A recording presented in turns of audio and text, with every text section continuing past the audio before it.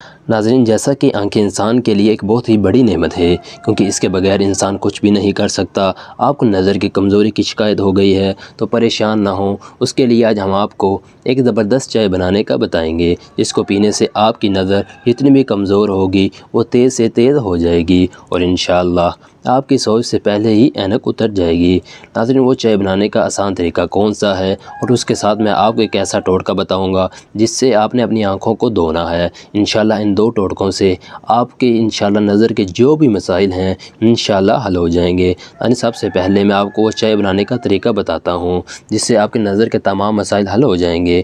ناظرین، آپ ایک برتن لیں اور اس کے اندر آپ 1 کپ پانی ڈالیں، اور اس کے بعد اس کے اندر آدھا چائے کا چمچ پتی کا ڈالیں۔ پھر اس پانی کو آپ اچھی طرح بوائل کریں، اور جب وہ پانی اچھی طرح بوائل ہو جائے اور کہوہ بن جائے تب اس کے اندر 21 عدد بادام لے لیں، اور باداموں کو پانی ساتھ پیس کر کہوے میں شامل کریں، اور تھوڑی دیر بعد ناظرین چولہا بند کر دیں۔ پھر ناظرین اس چائے کو آپ کسی کپ میں ڈال کر استعمال کریں۔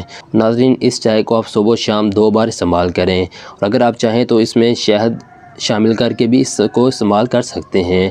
آپ کی کمزور نظر جلد ہی ٹھیک ہونے لگے گی، اور کوشش کریں کہ عام چائے کا استعمال نہ کریں۔ ناظرین، اب میں آپ کو دوسرا ٹوٹکا بتاتا ہوں جس سے آپ نے اپنی آنکھوں کو دھونا ہے۔ ناظرین، اس کے لیے آپ کو کیا کیا چاہیے ہوگا وہ آپ نوٹ کر لیں۔